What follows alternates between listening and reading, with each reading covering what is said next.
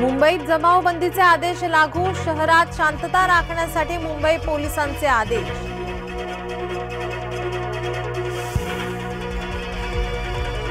अल्टिमेटमचे उरले फक्त 3 दिवस, अंतरवली सराटीत एकवटले 123 गावातील मराठी।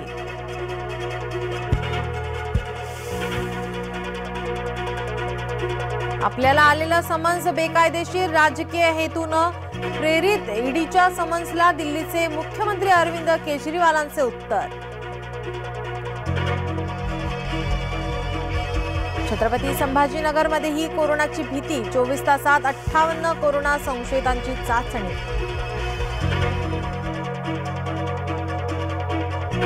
मुंबई पुणे द्रुतगती महामार्गावर आज पुन्हा ब्लॉक, सकाळी 11 ते दुपारी 2 वाजेपर्यंत पुण्याच्या दिशेने येणारी वाहतूक बंद। पुणे शहराचा पाणी पुरवठा आज बंद राहणार।